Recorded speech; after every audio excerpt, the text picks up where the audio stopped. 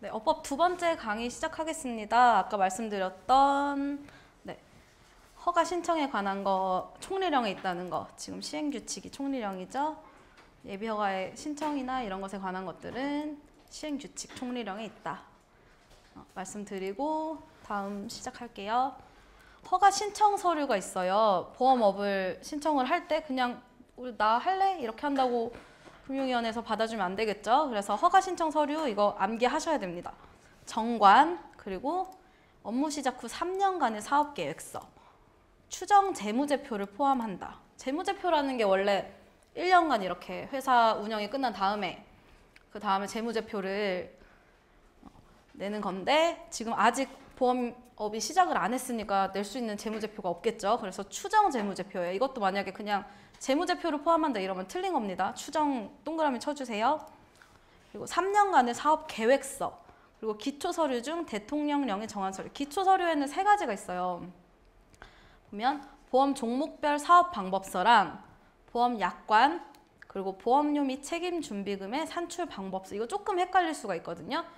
허가 신청하는 서류는 3가지. 정관이랑 3년간의 사업계획서, 그리고 기초서류 중 대통령령이 정한 서류인데 대통령령이 정한 서류가 뭐냐? 기초서류 3개 중에서 보험 종목별 사업방법서입니다.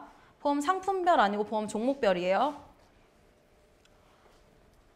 그 다음에 추가로 보험 종목 허가를 받을 때 정관 같은 경우에는 회사의 규칙이잖아요. 우리나라로 치면 헌법? 이런 거니까 또 이거를 또 제출할 필요는 없겠죠. 뭐 회사를 다시 세우는 게 아니라 추가 종목을 받는 거니까. 그래서 정관은 제출할 필요가 없고 그 다음에 나머지 3년간의 사업계획서와 보험 종목별 사업방법서를 추가로 제출을 하셔야 됩니다. 그 다음에 제가 조금 헷갈렸던 게 사업계획서랑 사업방법서가 항상 외울 때마다 저는 항상 헷갈렸거든요. 근데 생각을 해봤는데 업무 시작한 다음에 3년간이잖아요. 향후. 그러니까 계획에 관련된 앞으로의 계획이니까 3년간의 사업계획서, 그리고 기초서류 중에서 사업방법서 이렇게 생각을 하시면 조금 외우는데 도움 되실 것 같습니다. 그리고 기초서류에 문제에 같이 나오는 게 보험업의 보험 종목별 사업방법서랑 보험 약관, 그리고 보험료 및 책임준비금 산출방법서를 기초서류라고 하는데 여기 항상 끼는 게 정관이 같이 껴요. 그래서 예전에 1, 2, 3, 4번 나오면 1, 2, 3 이거 나오고 그 다음에 4번으로 정관 이렇게 나오면 답이 정관이 되겠죠. 기초서류가 아닌 것은 이런 문제가 나왔을 때는요. 네, 그래서 기초서류에 정관은 포함되지 아니한다. 그리고 위에 기초서류 중 대통령령이 정한 서류가 왜 보험 종목별 사업방법서냐면 약관이나 보험료 및 책임준비금을 산출하는 거는 종목별로가 아니라 상품별로 산출을 제공을 해야 돼요. 그러니까 뭐 약관도 다 종목별로 다르고 올해 나온 보험이나 작년에 나온 보험이냐에 따라서 약관도 조금씩 다 다르잖아요. 근데 아직 시작도 안 한 회사에 상품이 있기가 힘들죠. 그래서 보험 약관이나 또 보험료도 매 그 상품마다 다르니까요. 보험료 및 책임준비금 산출서는 허가 신청 서류에는 포함되지 않는다. 보험 종목별 사업방법서만 포함된다. 이거 생각해 주시면 될 것 같습니다. 네, 그 정관이 무엇인가에 대해서 살짝 설명을 드릴게요. 회사의 조직 및 활동에 관한 근본 법규니까 이거는 외부인한테는 뭐 이렇게 구속력을 미치지 않는 그런 근본 법규입니다. 네. 그래서 회사 및 회사의 주주나 기관만을 구속할 뿐이지 채권자나 보험 계약자를 구속하지는 않는다는 거 생각해 두시면 되겠고요. 정관의 기재 사항이 목적, 상호, 주식 관련 사항, 본점 소재지, 회사가 공고하는 방법, 발기인의 성명 이렇게 있는데 뭐 당연히 정관에 쓸 때 우리 회사의 목적이 무엇인가에 대해서는 당연히 있어야겠죠. 그리고 우리 회사 이름 뭔지 당연히 정관에 기재를 해야 되겠고, 주식 관련 사항은 발행할 주식의 총수, 회사 설립 시 발행할 주식의 총수 1주의 금액인데요. 보시면 이렇게 발행할 주식의 총수를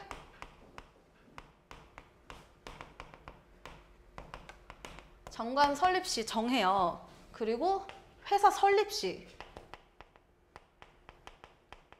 발행할 주식의 총수를 정하고 그 다음에 1주의 가격 정하는데요. 왜 발행할 주식의 총수랑 이거를 따로 정하냐? 하냐면 정관은 바꾸기가 되게 어려워요.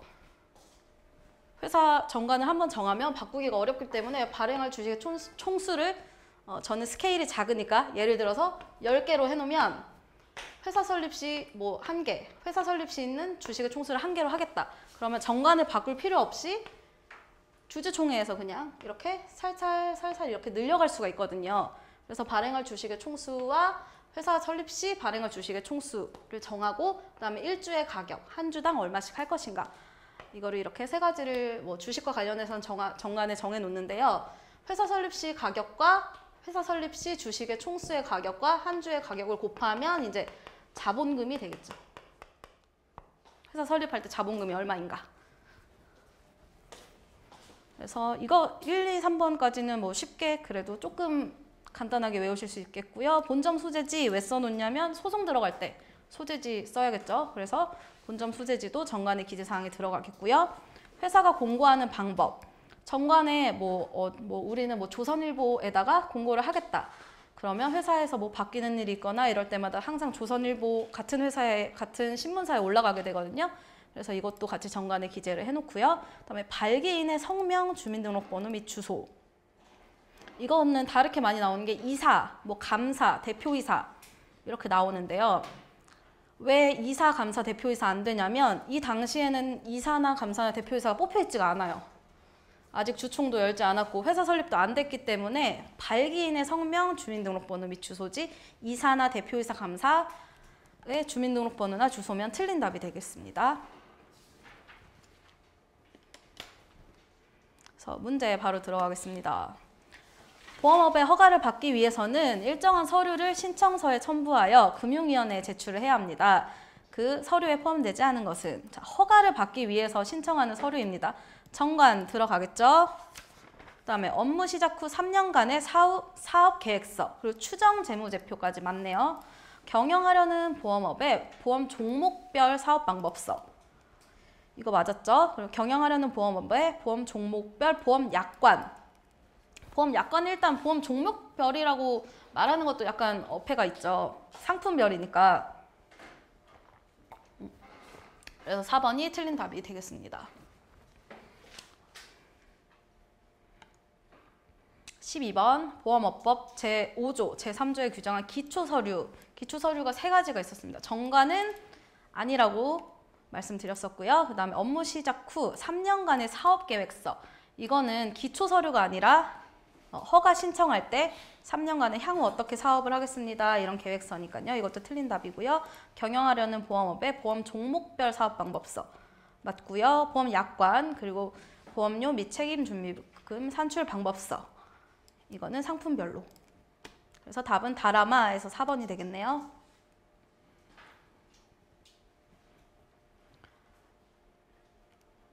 네, 13번 보험업의 허가를 받으려는 자가 보험업법 제6조 1항 2호 단서에 따라서 특정 업무를 외부에 위탁하는 경우에 전문 인력과 물적 시설을 갖춘 것으로 보는데 그 특정 업무에 해당하지 않는 것은, 이건 앞에 이론에는 안 써놨는데 그냥 여기서 바로 말씀드릴게요. 1번 보험상품 개발 업무가 아니라 1번 대신에 손해사정 업무로 바꿔주시면 되겠고요. 그러니까 보험업의 허가를 받으려면 전문 인력과 물적 시설을 갖춰야 돼요. 그래서 어떨 때 그거를 갖췄나 보냐, 이렇게 그런 질문으로 생각하시면 되는데, 손해사정 업무를 할 때, 그리고 보험계약 심사를 위한 조사 업무, 그리고 지급심사를 위한 보험사고 조사 업무, 전산설비의 개발, 운영 및 유지, 보수에 관한 업무. 이거는 올해 이제 기출문제라서 저희가 끼워 넣어 본 문제입니다. 그래서 그렇게 고쳐주시면 될 것 같습니다.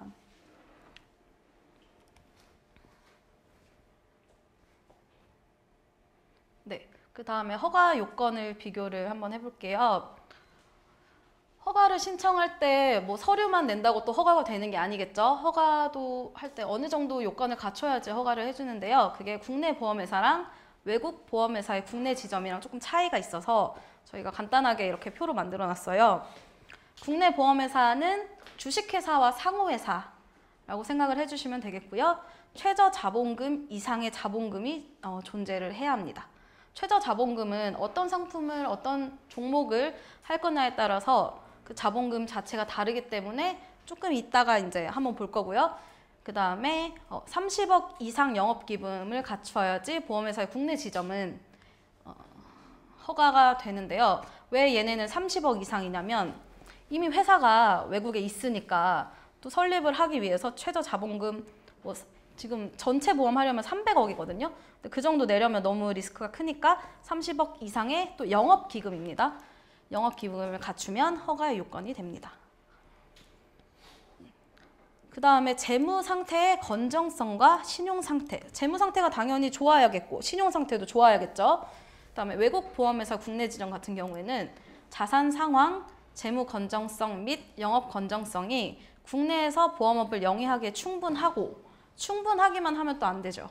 국제적으로 인정을 받아야 하는데 국제적 인정 누가 해주냐? 금융위원회에서 해줍니다.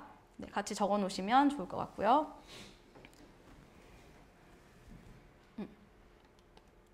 그리고 3번, 인적, 물적 설비가 충족이 돼야 돼요. 외국 보험에서도 당연히 전문 인력과 전산 장비 등 물적 시설을 갖추고 있어야겠고요. 그다음에 사업 계획이 타당하고 건전해야 되는데 외국 보험에서는 이미 설립됐다는 거는 타당하고 건전할 것이기 때문에 딱히 뭐 외국에서 이미 검증되었다 이렇게 생각해 주시면 되겠고요. 그 다음에 여기서는 많이 나오는 게 사실 3번이랑 4번은 서로 내용이 거진 비슷하잖아요. 국내 보험회사든 아니면 외국 보험회사의 국내 지점이든. 그래서 많이 나오는 게 3, 4번이 많이 나오는 게 아니라 1, 2번이 아무래도 문제 내기가 쉽겠죠. 저 같으면 이런 거 바꿀 것 같아요. 30억 이상 영업기금 말고 뭐 자본금 이상 이런 식으로 하면 조금 헷갈릴 수 있으니까요. 그리고 국제적으로 인정받고 있을 것 이런 거 빼버리면 충분하기만 하면 안 되니까요.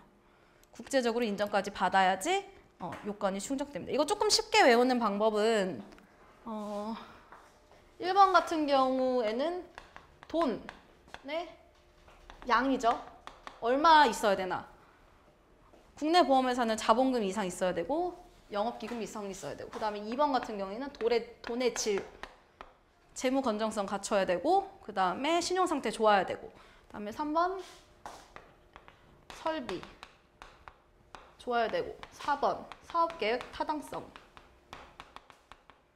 그래서 얘네들은 어차피 비슷하고 얘네만 조금 잘 외워두면 좋으실 것 같아요. 그 다음에 추가 보험 종목 허가 시에는 뭐 당연히 국내 보험회사 같은 경우에는 자본금을 더 추가해서 내야겠고요. 영업기금 30억 이상 있는 외국 보험회사의 국내 지점 같은 경우에는 영업기금 보유하면 되겠죠.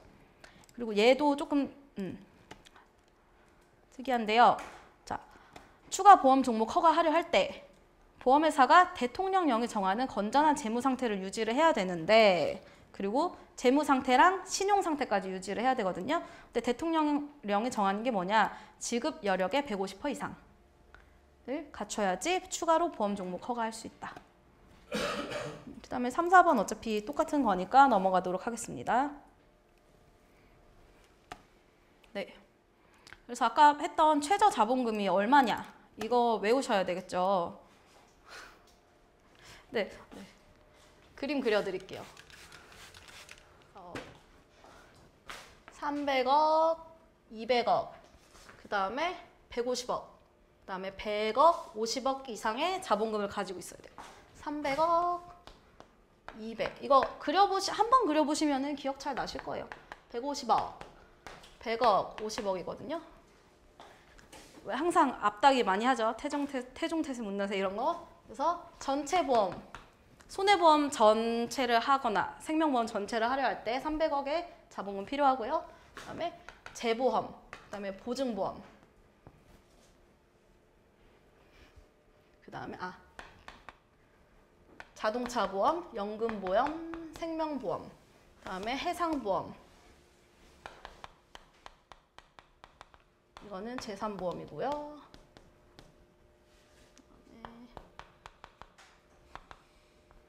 책임보험, 화재보험 이렇게거든요. 그래서 이거 앞닥에 그냥 되게 여러 가지 만들었어요. 뭐 제보자가 있는데 뭐 연예인 생활을 하다가 해삼을 먹어서 간질에 걸려서 책임보험이 화나가지고 기권했다. 막 이렇게 외우는 분들도 있었고, 뭐 제보가 왔는데 자연산 해삼을 먹었는데 상해서 간질에 걸려서 뭐 책임보험이 화나서 기권 보험 안 해준다, 보상 안 해준다 이렇게 외우시는 것도 있고요. 약간 본인들이 이렇게 창조하셔서 외우면 조금 더 쉬워요. 그래서 이것만 300, 200, 150, 150. 근데 조금 외우기 쉬운 거는 얘네는 좀 많으니까 얘네 말고 나머지를 외워놓으시면은 얘는 좀 편하게 외우실 수 있겠죠. 책에 있으니까 뭐. 그래서 문제 바로 풀어볼게요. 보험회사의 자본금 또는 기금에 관한 다음의 설명 중 가로에 들어갈 것으로 맞는 것은? 보험회사는 300억 이상의 자본금 또는 기금을 납입함으로써 보험업을 시작할 수가 있습니다. 다만 일부만을 취급할 경우에는 일부에 맞는 자본금만 합해서 내면 되겠죠. 그래서 최소가 50억이니까 50억 이상의 범위에서 다르게 정할 수 있다. 해서 답은 3번이 되겠네요. 문제 15번. 보험 종목의 일부만을 취급하려는 보험회사가 납입해야 할 보험 종목 자본금 또는 기금 액수에 관한 기술 중 틀린 것은 1번 생명보험 자연생 200억 맞죠? 해상보험 얘만 지금 150억이었잖아요. 해상, 해. 그리고 화재보험은 100억이다. 화가 나서 책임보험이니까 100억 맞죠? 그 다음에 보증보험 200억이 아니라 300억이죠. 네, 그 다음에 16번. 다음 보험 종목의 일부만을 영위하고자 하는 보험회사가 납입하여야 하는 보험 종목별 자본금 또는 기금의 액수가 다른 것은 자연생 얘네만 200억이었고 화재보험 같은 경우에는 100억. 보험회사 설립 시에 갖추어야 할 최저 자본으로 맞는 것을 고르면 자, 재보험 300억 맞고요. 그 다음에 자동차 보험 200억 맞았죠. 자연생이니까. 생명보험이 300억이 아니라 200억이 되어야겠고요. 기술보험 50억이죠. 네, 저도 헷갈리네요. 보증보험 100억이 아니라 300억이고요. 네. 상해보험 상한 해삼 재산보험은 다 100억이니까 얘도 100억으로 돼야 됐고 질병보험 100억, 간병보험도 100억이네요.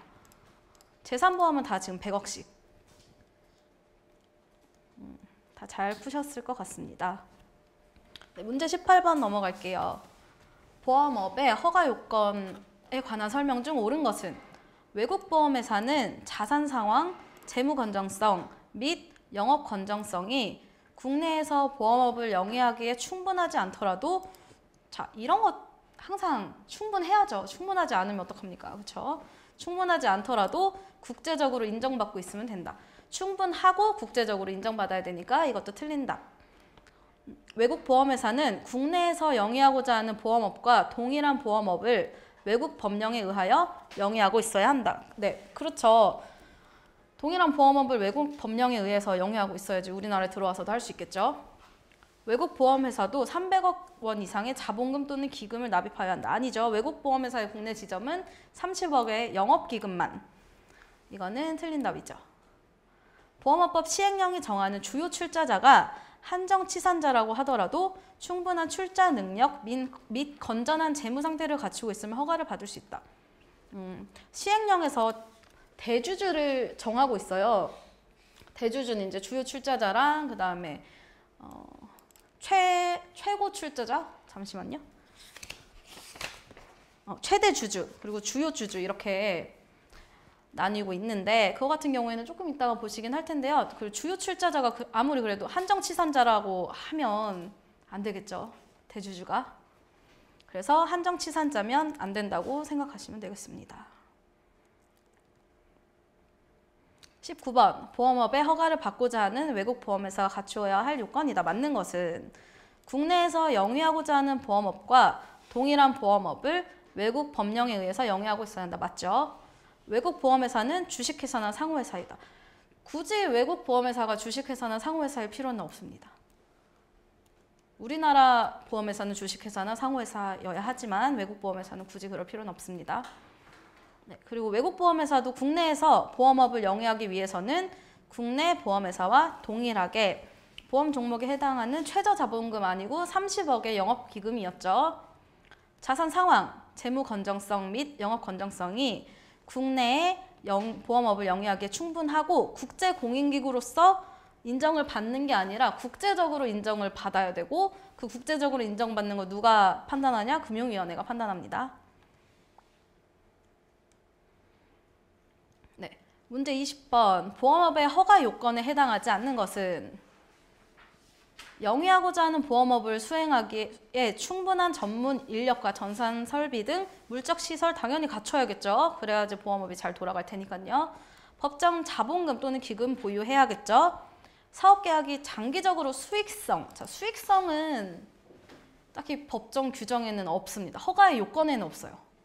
그래서 수익성을 포함하고 있을 것, 이게 틀린 거고요. 대주주가 충분한 출자 능력 및 건전한 재무 상태를 갖추고 건전한 경제 질서를 저해한 사실 당연히 없어야겠죠. 그래서 답은 3번입니다.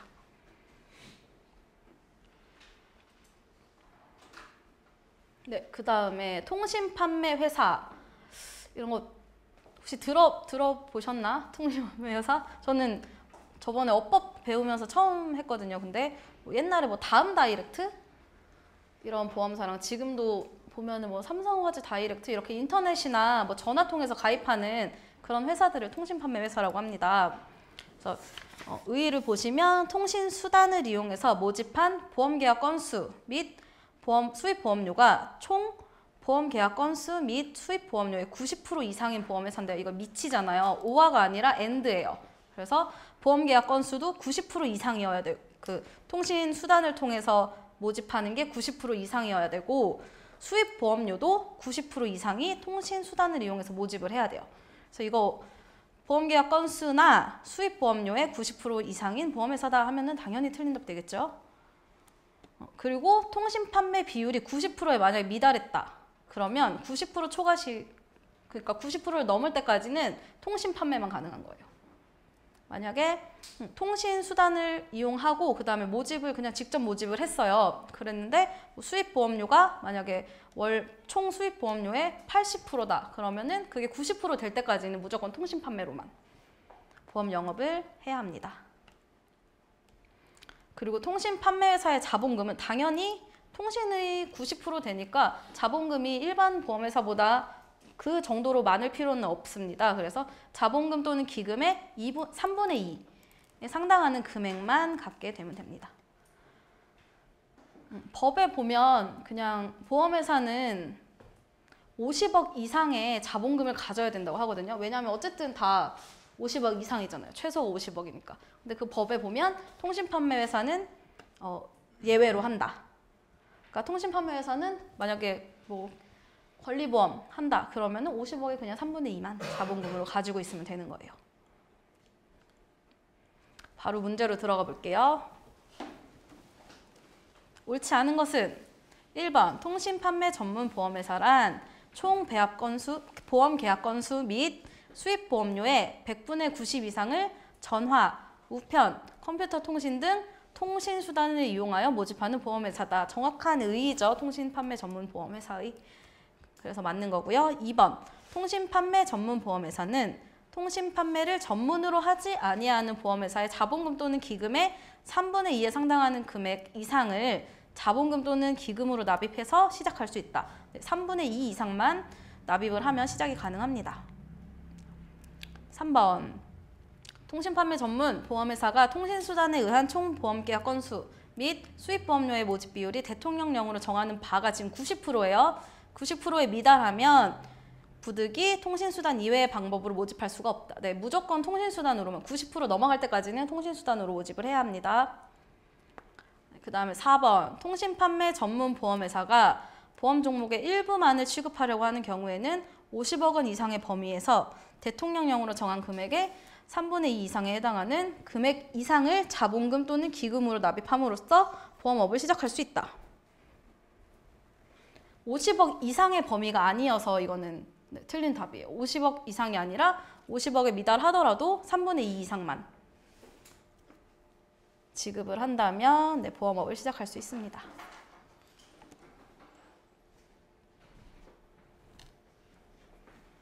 네, 그 다음에 문제 22번입니다. 어느 보험회사가 자동차 보험만을 취급하려고 하는 경우에 200억이죠.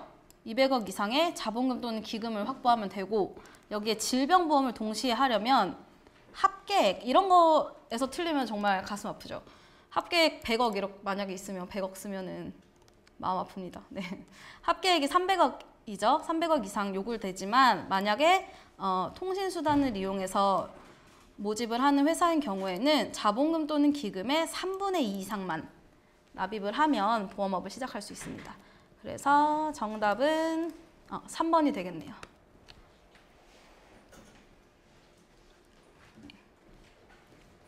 그다음에 보험회사에도 대주주가 있죠. 그래서 대주주, 어떤 자격을 가진 사람이 대주주냐에 대해서 살펴볼게요. 대주주란 최대 주주나 주요 주주를 말하는데요. 최대 주주는, 이거는 사실 설명을 드리긴 하는데 암기보다는 그냥 약간 느낌으로 푸셔야 돼요. 왜냐하면 정확하게 외우셔도 문제를 볼 때는 조금 헷갈릴 수가 있기 때문에 살짝은 나중에 시험 보기 전에 빡세게 외우셔야 될 것 같아요.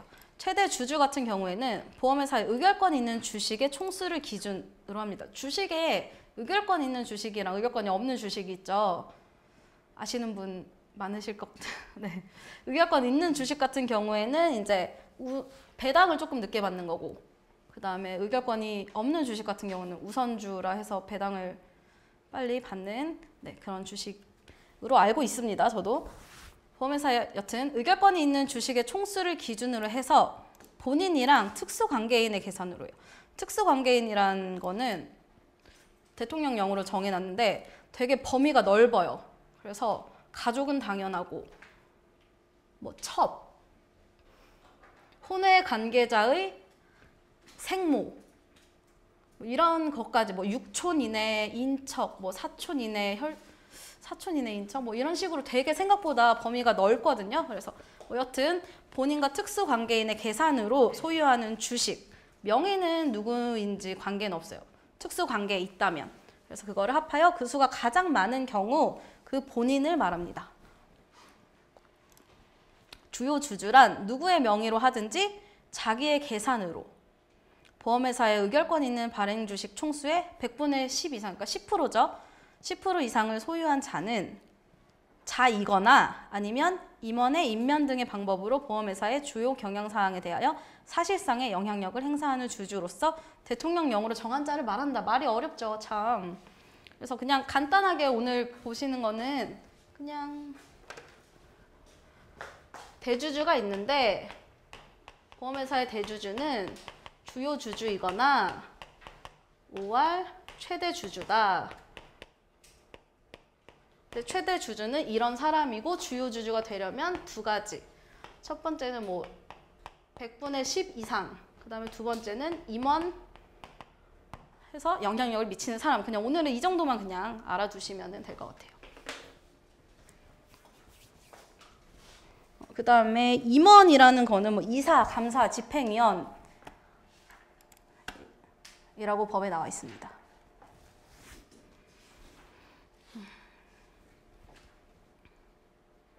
그다음에 대주주도 아무나 해줄 수가 없겠죠. 대주주의 자격 제한 잠시 보시면요. 임원, 나중에 뒤에 다음 주쯤 갈 것 같은데 임원의 결격 사유가 있어요. 아까 말했던 뭐 이사나 감사 이런 사람들도 뭐 벌금, 보험업법상의 벌금을 너무 많이 1000만 원 이상 받았다던가, 아니면은 뭐 행위 무능력자, 그러니까 뭐 미성년자라던가 한정치산자 이런 사람들을 대주주나 뭐 임원으로 둘 수는 없겠죠. 그래서 그런 사람들은 임원의 결격 사유를 법에 정해 놓았어요. 그래서 임원의 결격 사유 중에 특별하게 벌금형은 5억 이상이면 대주주가 될 수가 없는 거예요. 그러니까 임원에도 벌금형을 받았을 때는 임원이 될 수 없는데 그 금액이 조금 낮거든요. 근데 대주주 같은 경우에는 5억 이상이에요. 그러니까 이것도 뭐 헷갈리게 문제 출제되겠죠. 그래서 5억 이상 체크해 두시고요. 그 다음에 충분한 출자 능력과 건전한 재무 상태를 갖추고 있으며 건전한 경제 질서를 해친 사실이 없을 것을 요구하고 있다. 2번 같은 건 너무 당연한 거죠. 그 다음에 보험회사 대주주 자격 취득 절차가 있어요. 금융감독위원회에서 승인을 하는데, 자, 금융감독위원회 나왔네요. 계속 금융위원회였는데 지금 금감원이에요. 이런 거 체크해 두시고요. 그 다음에 보험회사의 대주주가 되려는 자는 미리, 잠시만요. 제 생각에는 이거 아마 금융위원회거든요. 금감원 말고 금융위원회로 그냥 바꿀게요. 네. 미리 금융위원회의 승인을 받아야 돼요. 나중에 받으면은 안 되죠. 그리고 금융위원회는 대주주를 승인하지 아니할 경우에 60일 이내, 이런 게 되게 항상 60일, 미리 이런 거 체크를 해주셔야 되겠죠. 60일 내에 구체적인 사유를 밝혀서 이를 통지하여야 한다. 승인받지 못한 경우 대주주의 의결권은 제한되겠죠. 근데 승인을 받지 못한 경우에, 그러니까 금융위의 승인을 받아야 되고 받지 못하면은 의결권이 제한되는데 승인을 받지 않아도 되는 경우가 있어요.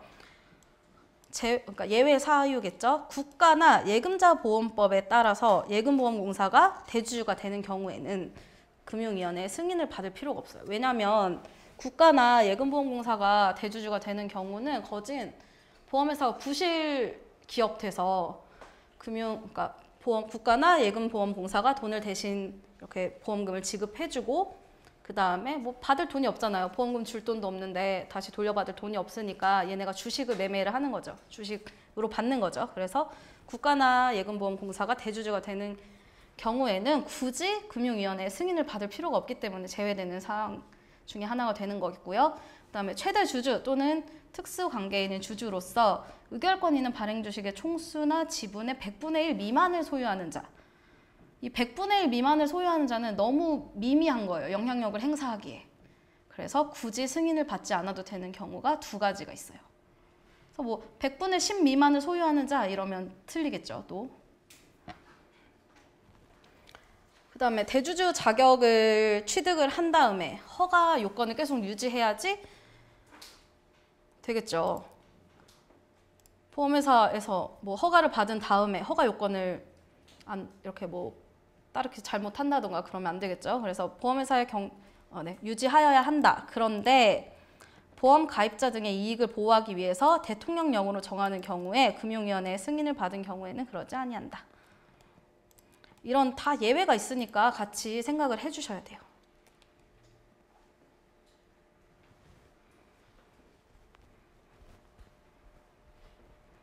네, 문제 23번 넘어갈게요.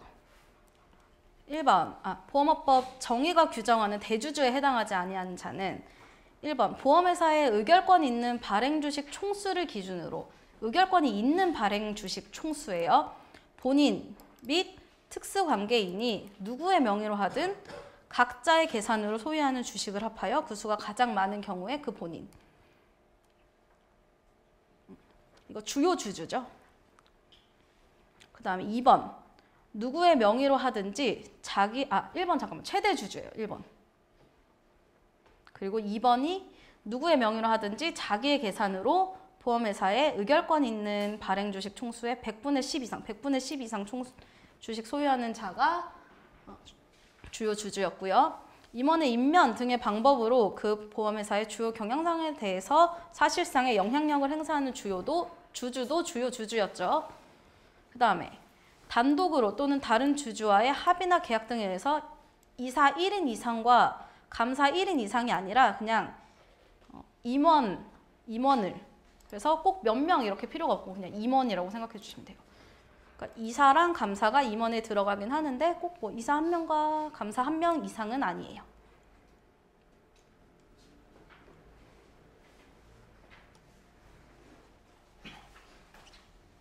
문제 24번 깁니다. 요새 보험업법 되게 길게 나와요. 문제 자체가. 예전에는 짧게 나왔었는데, 그래서 업법이랑 계약법이랑 시험 같이 보잖아요. 같은 시간에. 그래서 예전에는 업법 빨리 풀고 계약법 풀어라 이렇게 했었는데 최근에는 업법도 조금 주의를 해서 풀으셔야 될 것 같더라고요. 1번 대주주에 관한 설명을 가장 옳지 않은 것입니다. 보험회사에 의결권이 있는 발행주식 총수의 100분의 10 이하의 주식을 소유하거나 발행주식의 10% 미만을 소유하더라도 그 보험회사의 주요 경영사항에 대하여 사실상의 영향력을 행사하는 주주로서 대표이사를 선임한 주주는 대주주이다. 맞죠? 10% 이상을 소유하고 이렇게 영향력을 행사해야 되는 게 아니라 10% 이상을 소유하거나 아니면 임원 이렇게 해서 영향력을 행사하는 사람은 주요 주주고 주요 주주나 최대 주주가 대주주가 되는 거예요. 그러니까 5할 5할입니다.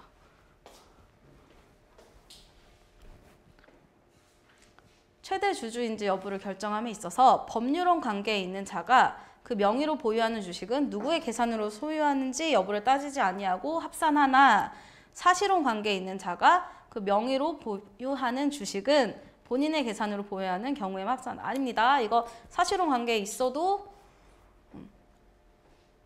합산을 하게 되죠. 특수관계인인 주주가 미성년자다. 그러면 특수관계인이 최대 주주의 자녀이고 최대 주주가 법정 대리인이라고 하여도 허가 요건을 갖추지 못한 것으로 볼 수 있다. 네, 맞습니다. 왜냐하면 미성년자 같은 경우에는 의사 무능력자죠. 예를 들어서 이렇게 뭐 살 때도 사실은 계약 관계가 성립이 되지는 않는 거잖아요. 관행적으로 되는 거지. 그래서 미성년자인 같은 경우에는 허가 요건을 갖추지 못한 것으로 볼 수가 있겠습니다. 금융위원회는 보험회사가 대주주와의 거래 제한에 위반한 혐의가 있다고 인정될 경우에 자료 제출을 요구할 수 있으며 자료 제출에 응하지 아니한 자에 대해서는 500만 원 이하의 과태료에 처한다고 합니다. 이것도 맞는 답이에요. 그다음에 허가의 취소까지 하고 오늘 첫 수업이니까 이만 허가의 늦게 오셨는데 허가의 취소까지 해보겠습니다. 거짓말을 하거나 아니면 부정한 방법으로 허가를 받은 경우나 아니면 이건 근데 앞에 건 너무 당연한 거니까 그냥 읽어보시면 돼요. 허가의 내용 또는 조건을 위반하면 당연히 취소 사유가 되겠죠. 영업의 정지기간 중에 영업하면 안 되겠죠. 법령 위반 행위에 대한 금융위원회의 시정 명령, 금융위원회가 너네 이거 시정해 이렇게 했는데 불이행하면 안 되겠죠. 그래서 6개월 이내의 기간을 정해서 영업의 전부를 정지해라 이렇게 하거나 아니면 청문회를 거쳐서 보험업의 허가를 취소를 할 수가 있어요. 1번, 2번, 3번, 4번의 경우에. 근데 보험회사가 취소해 이런다고 그래 취소할게 이렇게 할까요? 이의 신청을 하겠죠. 보험회사도. 취소를 안 날부터 90일 이내에 행정심판이나 행정소송을 제기를 할 수 있습니다. 취소를 알지 못한 경우에는 취소가 있는 날로부터 180 이내 행정심판, 1년 이내 행정소송을 할 수 있어요. 그냥 표 그리면